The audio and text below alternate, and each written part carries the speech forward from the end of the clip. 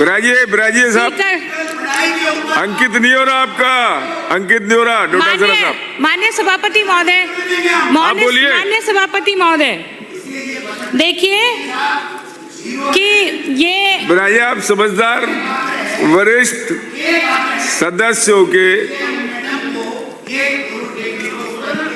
माननीय सभापति महोदय, ब्राजिए साहब, आज ये अनुमान 2026-27 पर आपने मुझे बोलने का अवसर दिया, उसके लिए मैं आपका बहुत बहुत आभार व्यक्त करती हूँ।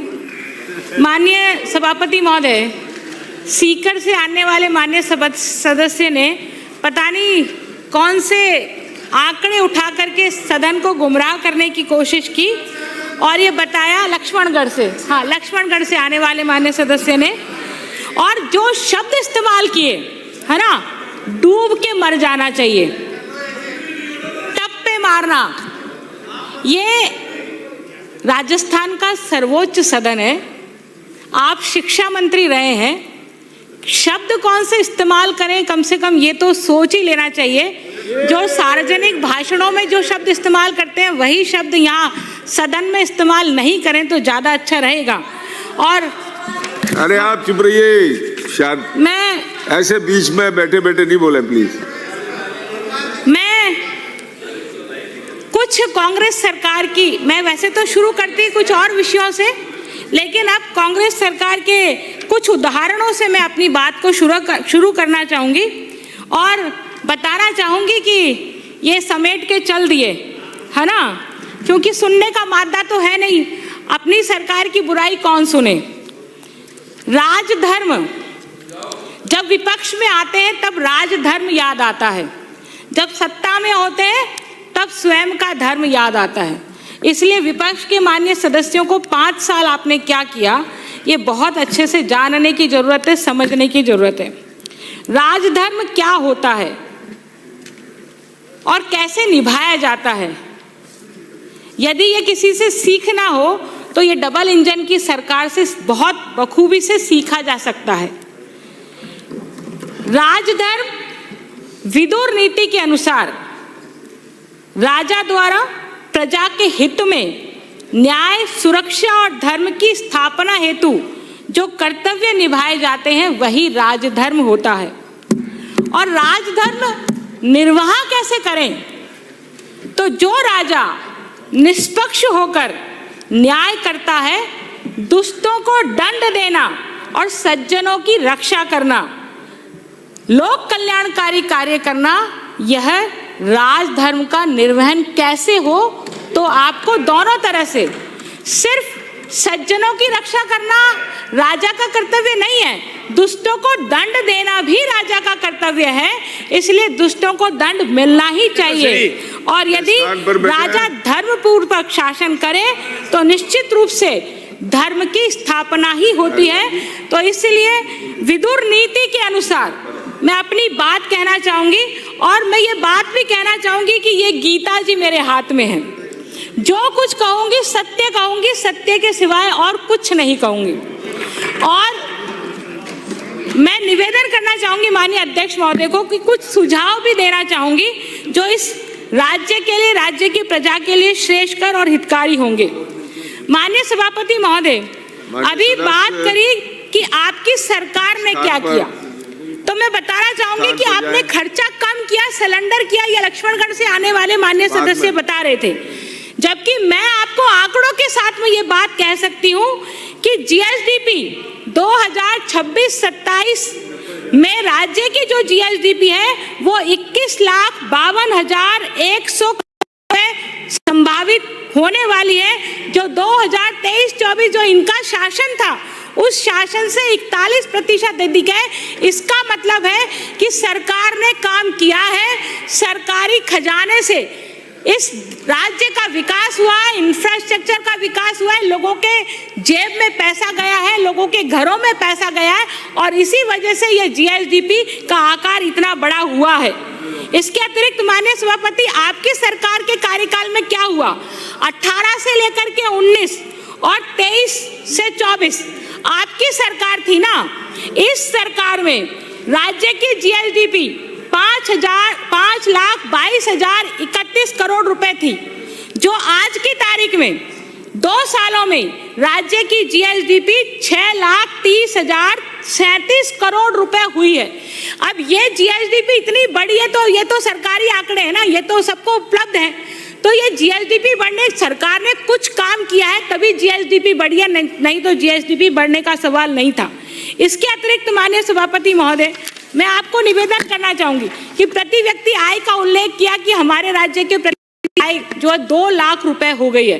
तो ये आय बढ़ने के पीछे भी राज्य की आर्थिक गतिविधियां बढ़ी हैं और आर्थिक गतिविधियां बढ़ने में राज्य की नीतियों का सपोर्ट रहा है, इसलिए वो आर्थिक गतिविधियां बढ़ी हैं और इसलिए राज्य के प्रति व्यक्ति आय भी बढ़ाई गई है। और इसी प्रकार से बजट साइज को यदि हम देखें तो बजट साइज देखते समय हम जब बात करते हैं 2026-27 के बजट की, तो 6,10,956 करोड़ रुपया, मतलब कितना अधिक है कांग्रेस की सरकार से। यदि मैं तुलना करूं, प्रतिशत में तुलना करूं, तो मैं ये बता पाऊंगी कि 23-24 जो कांग्रेस सरकार के 2023-24 का जो अंतिम वर्ष था, उस अंतिम वर्ष में और हमारी सरकार की ये जो तीसरा बजट आया, इस तीसरे बजट में 41% से अधिक बढ़ोतरी हुई है। ये 41% से अधिक बढ़ोतरी बताती है कि हमने काम किया है। और इसके अतिरिक्त माननीय सभापति महोदय, मैं एक उल्लेख और करना चाहूंगी। आप बार बार बात कर रहे थे कोविड काल की, कि कोविड काल के कारण से हमारे प्रदेश की नीतियां लागू नहीं हो पाई, हम खर्चा नहीं कर पाए और हम नुकसान में रहे। जबकि मैं बताना चाहूंगी कि कोविड काल में केंद्र सरकार से अनुदान राशि आपको ज्यादा मिली, आपने कोविड काल में ज्यादा अनुदान राशि लेकर के भी उसको खर्चा नहीं किया। और जिस तरह से आरजीएचएस की बात अभी डोडासरा जी लक्ष्मणगढ़ से आने वाले माननीय सदस्य कह करके गए, हाँ 5 स्टार होटलों में करते थे, तो ये आरजीएचएस की कुछ चीजें उनको जवाब के स्वरूप में मैं बताना चाहूंगी। माननीय सभापति महोदय, आरजीएचएस में देखिए इनकी सरकार में कितना खर्च हुआ। ये मैंने पहले ही कहा, मैंने गीता जी की सौगंध खाई है कि जो कहूंगी, सत्य के सिवाय कुछ नहीं कहूंगी। ये आंकड़ा आप चैलेंज कर सकते हो। आरजीएचएस 2021-22 में आपने कितना खर्चा किया? 687.38 करोड़ के आसपास। और 2022-23 में आपने कितना खर्चा किया? लगभग 3,000 करोड़ के आसपास आपने खर्चा किया। और जो रियम्बर्स किया, माननीय सभापति महोदय, आरजीएचएस में अस्पतालों को रियम्बर्स करना पड़ता है। क्लेम बनने के बावजूद भी आपने जो रियम्बर्स किया है, वो रियम्बर्स का आंकड़ा है मेरे पास। 2022-23 में रियम्बर्स होना चाहिए था 3,057 करोड़ रुपया और आपने रियम्बर्स कितना किया? 2,620 करोड़ रुपया, यानी कि सीधे 380 करोड़ रुपया आपने नहीं किया। और वो 380 करोड़ बाद के वर्षों में हो रहा है। और अब जाकर के वो इतना बड़ा वॉल्यूम उसको पैसे का हो गया कि अब लग रहा है कि सरकार आरजीएचएस स्कीम नहीं चलाना चाहती। क्यों नहीं चलाना चाहती? हम चला रहे हैं। और आपको बताना चाहूंगी माननीय सभापति महोदय, इस साल 2024-25 का जो एक्चुअल आंकड़े हैं, उन एक्चुअल आंकड़ों में 3,331 करोड़ रुपए का क्लेम हमने दिया है। 2024-25 में ये क्लेम राजस्थान सरकार ने दिया। इन्होंने जो स्कीम ड्राफ्ट की, डिजाइन करी, वो स्कीम जो ऐसी ड्राफ्ट करी कि इन्होंने पोर्टल दूसरों से आरजीएचएस का पोर्टल, आपका कॉन्फेड वाले पोर्टल उठा लिए जल्दबाजी में। और कॉन्फेड वाले पोर्टल उठाने के कारण से जितनी गड़बड़ी हो रही है, आज भी इतने लोग सस्पेंड हुए, परसों शुक्रवार को भी सस्पेंड हुए थे। ये सारे सस्पेंशन आपके कार्यकाल में किए गए घोटालों का परिणाम है। हम तो उसकी सफाई कर रहे हैं। और इसलिए आपने आनन फानन में जितना मैसिव इस स्कीम को बनाया है, मुझे लगता है कि आपको ये नहीं करना चाहिए था। और करना चाहिए था तो सोच समझ के करना चाहिए था, जल्दबाजी में नहीं करना चाहिए था। लेकिन जल्दबाजी में करने के कारण से परिणाम जो है आरजीएचएस स्कीम और वर्तमान की सरकार को झेलना पड़ रहा है। इसी के साथ माननीय सभापति महोदय, राजाखेड़ा से आने वाले माननीय सदस्य ने कुछ विषय रखे थे।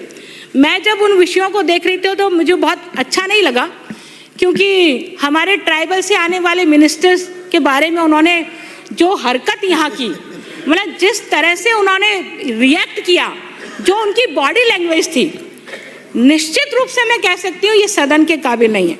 आप पढ़े लिखे होंगे, आप स्मार्ट होंगे, आपके पिताजी फाइनेंस मिनिस्टर रहे इसलिए आपको फाइनेंस की अच्छी जानकारी रही होगी, परंतु अपनी नॉलेज, आपको नॉलेज है तो दूसरों को आपको बेवकूफ़ नहीं समझना चाहिए, है ना, और झूठा तथ्य नहीं कहना चाहिए। मैं माननीय सभापति महोदय, उन्होंने बहुत सारी चीज़ों का उल्लेख किया वैसे तो, पर मैं मुख्य उल्लेख आपको उनको भी जवाब दूंगी और आपको भी बताना चाहूँगी। आपने कहा कि कालीबाई और देवनारायण योजना में, कालीबाई भील और देवनारायण योजना में स्कूटी वितरण नहीं हुआ, जबकि माननीय सभापति महोदय हम खुद स्कूटी वितरण के कार्यक्रम में थे, हमारे फोटोग्राफ्स हैं। कालीबाई भील और देवनारायण योजना के तहत 2 वर्षों में पात्र छात्राएं 41,206 स्कूटियों का वितरण कर 278.83 करोड़ रुपए का व्यय राजस्थान सरकार ने पिछले 2 सालों में किया है, और ये पिछली सरकार की लायबिलिटी हमने पूरी की है। आप तो बांट के नहीं गए, आप स्कूटी वितरण नहीं किया, आपने टेंडर करके कमीशन के चक्कर में उसको वर्क ऑर्डर नहीं दिया टेंडर वाले को, और इस कारण से हमें ये स्कूटियां बांटनी पड़ी, हमें ये भुगतान करना पड़ा। इसके अतिरिक्त आपने तारबंदी का उल्लेख किया कि तारबंदी में आपने कोई पैसा खर्च नहीं किया। अब मैं बताती हूँ, 2024-25 हमारी सरकार का कार्यकाल 14,453.780 मीटर, कृषकों की संख्या कितनी है? 43,057 कृषक, और राशि कितनी है? 159 करोड़ रुपया। 159 करोड़ रुपया हमने 2024-25 में खर्च किया, और 2025-26 में हमने 76 करोड़ रुपया खर्च किया। ये भजनलाल जी के नेतृत्व वाली सरकार है, और उसके कारण से उन्होंने ये काम किया क्योंकि वो कृषकों की हितैषी है। इसी तरह से कृषि मंडी की बात आई, गार्गी पुरस्कारों की बात की मैं जरूर उल्लेख करना चाहूंगी माननीय सभापति महोदय, और सरकार के मंत्रियों का भी ध्यान आकर्षित करना चाहूंगी। गार्गी पुरस्कार माननीय सभापति महोदय, मेरे ख्याल से हमारे राजनीति में आने से पहले से ही गार्गी पुरस्कार दिए जा रहे। भैरव सिंह सरकार जब थी, भैरव सिंह जी की सरकार जब थी, तब से ये गार्गी पुरस्कार दे रहे। जब राजस्थान में बेटियों का शिक्षा का प्रतिशत कम हुआ करता था, 30-35 साल में माननीय सभापति महोदय, गार्गी पुरस्कार कभी वंस अपॉन अ टाइम 3% या 4% या 5% बालिकाओं को गार्गी पुरस्कार मिलता था। आज ये प्रतिशत 40, 45, 50% है, और पिछले 5 साल में कांग्रेस की गवर्नमेंट में 3 सालों, लास्ट के 3 साल, एक भी समय मैं चैलेंज के साथ, शपथ के साथ ये बात कहती हूँ कि अजमेर में बसंत पंचमी पर यदि गार्गी पुरस्कार मिला हो तो मुझे कोई बता दे कि ये कांग्रेस सरकार के अंतिम 3 सालों में गार्गी पुरस्कार बसंत पंचमी पर मिला, नहीं मिला। जहां जहां कांग्रेस के विधायक थे वहीं गार्गी पुरस्कार बटा, बाकी के जिलों में नहीं बटा, और इसको ब्रेक करने का काम कांग्रेस ने किया। नहीं तो कभी ऐसा नहीं हुआ, किसी की सरकार हो, चाहे कांग्रेस की हो चाहे बीजेपी की हो, बसंत पंचमी पर बटता है तो बटता ही था, क्योंकि 20 साल से मैं साक्षी हूं इस योजना की। लेकिन कांग्रेस ने पहली बार इस योजना को ब्रेक किया। मेरी माननीय मंत्री महोदय को भी निवेदन है, माननीय मुख्यमंत्री जी को भी आग्रह है कि ये स्कीम को अब मॉडिफाई करना चाहिए, क्योंकि अब ये प्रतिशत 50-55% तक चला गया है।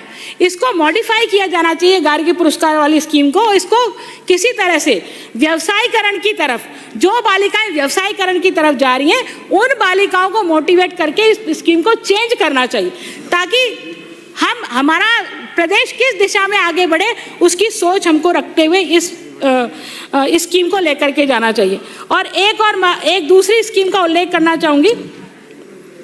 आपने कहा कि आपने किसानों के लिए क्या किया, आपने किसान सम्मान निधि का उल्लेख किया नेता प्रतिपक्ष ने कि आपने 12,000 की घोषणा करी थी, आपने 12,000 क्यों नहीं दिए। मैं माननीय सभापति महोदय निवेदन करना चाहूँगी, आपके नेता ने तो 10 दिन में कर्जा माफ़ करने की बात कही थी। अब जब कर्जा माफ़ करने की बारी आई तो आपने कहा नहीं, हम तो सहकारी बैंकों का ही कर्जा माफ़ करेंगे, राष्ट्रीयकृत बैंकों का कर्जा माफ़ नहीं करेंगे। तो राष्ट्रीयकृत बैंक आपने घोषणा करते समय तो नहीं कहा था कि हम सरकारी बैंकों का ही कर्जा माफ करेंगे, राष्ट्रीयकृत बैंकों का नहीं करेंगे। तब तो 1 2 3 4 5 6 7 8 9 10 फटाफट बोल दिया और सब कर्जा माफ करेंगे। फिर इसको चेंज कैसे कर दिया आपने बाद में? तो तुम्हारा मतलब जनता को उल्लू समझ रखा है, पागल समझ रखा है, और तो क्या। आपने समझा ही ना, आपने यही समझा था जनता को। और बेरोजगारी भत्ता देंगे, राजस्थान के 25 लाख बेरोजगारों को बेरोजगारी भत्ता देंगे, ये बात तो आपने ही कही थी ना। फिर कैप सीमा लगा दी कि नहीं 2 लाख लोगों को ही देंगे। ये कैप क्यों लगाया फिर आपने बाद में, क्यों लगाया कैप, बताइए ना। तो बेवकूफ बनाना आपको आता है, पर जनता बेवकूफ बनने वाली नहीं है, और आपको ये समझ लेना चाहिए बहुत अच्छे से। माननीय सभापति महोदय, मैं निवेदन करना चाहूँगी, कुछ माननीय हमारे मुख्यमंत्री महोदय ने नई चीज़ों को इस बजट में स्थान दिया है, वो बहुत ही स्वागत योग्य है। क्योंकि कैपिटल एक्सपेंडिचर किसी भी प्रदेश की विकास को दर्शाता है कि कितना अधिक विकास। आप विकास दर माइनस में बता रहे थे, तब की मैं बताती हूँ आपको कि पूंजीगत व्यय, इंफ्रास्ट्रक्चर डेवलपमेंट के लिए पूंजीगत व्यय 53,978 करोड़ रुपए का प्रावधान किया है, जो आपकी सरकार के 2 गुना अधिक है। आपकी सरकार से 2 गुना कैपिटल एक्सपेंडिचर ज़्यादा हम लोग करने वाले हैं, तो इसका मतलब है कि प्रदेश विकास की ओर अग्रसर हो रहा है। इसी प्रकार से पूंजीगत व्यय 1 लाख करोड़ रुपए से अधिक हम करने वाले हैं, ये भी एक स्वागत योग्य कदम है। माननीय सभापति महोदय, बजट घोषणाएं और संकल्प पत्र माननीय मुख्यमंत्री जी के नेतृत्व में 1277 घोषणाएं हुई। उन 1277 घोषणाओं में से 1188 घोषणाएं यानी कि 93% काम हमने पूरा किया है, और ये काम करने का परिणाम बताता है, ये काम बताता है कि हमने काम पूरा किया है। कृषि और किसान, चूंकि कृषि प्रधान हमारा राज्य है और किसान की आय बढ़ाना हमारा उद्देश्य है। पिछली कांग्रेस की गवर्नमेंट में कृषि बजट अलग से तो रखा गया, लेकिन खर्चा उसमें अलग से हो ऐसा दर्शाया नहीं गया। मैं कुछ आंकड़ों के साथ माननीय सभापति महोदय बताना चाहूंगी कि हमारी सरकार ने कितना कृषि पर खर्च किया और आपकी सरकार ने कितना कृषि पर खर्च किया था। आप देखिएगा, कृषि और संबद्ध सेवाएं 2024-25 में 11,586 करोड़ रुपया, जबकि भारतीय जनता पार्टी की सरकार में भजन लाल जी के नेतृत्व वाली सरकार ने 16,558 करोड़ रुपया और इस साल के बजट में 18,212 करोड़ रुपया। तो ये खर्चा ज़्यादा हमने किया है, और यदि ज़्यादा खर्चा हुआ है तो इसका मतलब कृषि क्षेत्र पर हमने ज़्यादा काम किया है। और इसी तरह से माननीय सभापति महोदय, किसान और कृषि के लिए हम राज गिफ्ट योजना लेकर के आ रहे हैं, जो उनके प्रोडक्ट को विशिष्ट पहचान स्थापित कर मूल्य उनको दिलाएगा। और इसी तरह से राज एम्स योजना, ये राज एम्स योजना क्या है? इस राज एम्स योजना में राजस्थान एग्रीकल्चर इंफॉर्मेशन और मैनेजमेंट सिस्टम को विकसित करने की बात कही है। इस सिस्टम को विकसित करने से हमारे किसानों को नवीनतम तकनीकों के आधार पर अपने उपजों को अच्छा मूल्य दिलाने में भी सहयोगी होंगी। मैं निवेदन करना चाहूँगी माननीय सभापति महोदय, यमुना जल को शेखावट तक लाने के लिए 32,000 करोड़ रुपए का प्रावधान। अभी माननीय लक्ष्मणगढ़ से आने वाले सदस्य कह रहे थे कि आपने तो डीपीआर ही नहीं बनाई, डीपीआर नहीं बनाई तो फिर कैसे काम होगा। मैं उनको बताना चाहूँगी कि डीपीआर बनने के बाद ये बजट में ये उल्लेख किया है कि डीपीआर बनने 32,000 रुपए तक का अनुमानित है डीपीआर बनना, और इस डीपीआर बनने के बाद ही इस पर काम होगा। इतनी तो नॉलेज वो भी रखते होंगे कि डीपीआर बनती है, वर्क ऑर्डर जारी होता है, टेंडर होता है, उसके बाद में काम शुरू होता है, और उस प्रक्रिया में लगभग 6 से 8 महीने का समय लगता ही लगता है। तो ये यमुना जल समझौता हुआ, उस प्रक्रिया में समय जितना लगना वो लगना ही है, मिनिमम समय लगना है। और ये बात पहले से ही राज्य को बताई गई है कि 32,000 करोड़ रुपए की इस योजना पर हम आने वाले समय में काम करने वाले हैं। इसी प्रकार से माननीय सभापति महोदय, मैं ओहो आपने तो बजा दी घंटी, चलो कोई बात नहीं, मैं 2-3 सुझावात्मक विषय माननीय मुख्यमंत्री जी की नॉलेज में डालना चाहूंगी। माननीय सभापति महोदय, शिक्षा विभाग पर हमारी सरकार सबसे ज्यादा पैसा खर्च करने जा रही है। अब इसमें सीएम राइस लर्निंग लेवल को बढ़ाने के लिए 400 स्कूलों को सीएम राइस स्कूल्स के रूप में क्रमोन्नत करने की बात कही है ताकि शिक्षा में गुणवत्ता आए। मैं सुझाव देना चाहूंगी कि आपने बिंदु संख्या 60 के उपबंधु 11 में स्कूल टू वर्क व्यावसायिक शिक्षा कार्यक्रम की शुरुआत कर प्रत्येक जिले में एक विद्यालय को उन्नत व्यावसायिक उच्च माध्यमिक विद्यालय में क्रमोन्नत करने की बात कही है। मेरा यह कहना है कि एक जिले में एक विद्यालय को उन्नत करने की बजाय हर विधानसभा में एक विद्यालय को व्यावसायिक शिक्षा में क्रमोन्नत किया जाए और जो हमारे आईटीआई और पॉलिटेक्निक के ट्रेनी स्टूडेंट्स हैं उन ट्रेनी स्टूडेंट्स को यहाँ बुलाया जाए और उनसे इनको इंटर्नशिप कराने के माध्यम से 3 महीने 6 महीने इनसे काम कराया जाए और जो 200 करोड़ रुपए इस बजट में प्रोविजन दिया है वो 200 करोड़ रुपए 200 स्कूलों में बिताए जाए तो एक आदर्श स्कूल बनेगा और सीएम जैसे पीएम श्री स्कूल है वैसे सीएम श्री स्कूल के रूप में इनको पहचाना जाना चाहिए और तो इससे एक पहचान भी बनेगी, हमें आउटपुट भी आएगा कि हम दिखा पाएंगे कि हमने ये काम किया है। भारतीय ज्ञान परंपरा को बढ़ावा देने के लिए समाप्त कीजिए। हाँ 2-3 बिंदु कह करके मैं पूरा कर रही हूँ। हाँ समाप्त 3 बिंदु कहूंगी, 3 से ज्यादा नहीं कहूंगी। मैं माननीय सभापति महोदय कहना चाहूंगी कि ये जो भारतीय ज्ञान परंपरा है मध्य प्रदेश में गीता के पठन और पाठन की व्यवस्था की गई है। मैं माननीय मुख्यमंत्री जी को निवेदन करना चाहूंगी कि गीता कोई धार्मिक ग्रंथ नहीं है, ये कर्म करने की प्रेरणा देता है और कर्म सभी को करना चाहिए। इसलिए मेरा निवेदन है कि गीता को पठन पाठन की व्यवस्था हो, गीता की स्कूलों में ये किस तरह से आप करेंगे ये आपको करना ही चाहिए। और 2 बिंदु अंत में और कहना चाहूंगी, आपने बांकी माता जोबनेर स्थित बांकी माता में रोपवे बनाने की बात कही है। मैं मुख्यमंत्री जी का तहे दिल से आभार व्यक्त करती हूँ क्योंकि मैं ये बात जानती हूँ कि पूरा समाज, अनुसूचित जाति का पूरा समाज और हमारे पूरे देश भर से लोग बांकी माता जिसको जोबनेर माता के नाम से भी जानते हैं दर्शन करने के लिए आते हैं, लेकिन रोपवे की व्यवस्था नहीं होने के कारण से लोग जा नहीं पाते थे। मैं निवेदन करना चाहूंगी कि इसी तरह से करौली में कैला देवी और बयाना में झील के बाड़े वाली जो देवी कैला देवी है उन कैला देवी के स्थानों को भी इसी प्रकार से संरक्षण करके उनको विकसित किया जाना चाहिए और एक विशेष प्रकार से धार्मिक तीज त्योहार उत्सव हमारी अर्थव्यवस्था में परिवर्तन लाने का काम करते हैं। इसलिए मेरा कहना है कि ये आर्थिक व्यवस्था में को उन्नति करने का काम करते हैं। तो मेरा निवेदन है कि इन स्थानों पर विशेष साफ सफाई की व्यवस्था की जानी चाहिए। बहुत बहुत धन्यवाद आपने मुझे बोलने का। माननीय सदस्य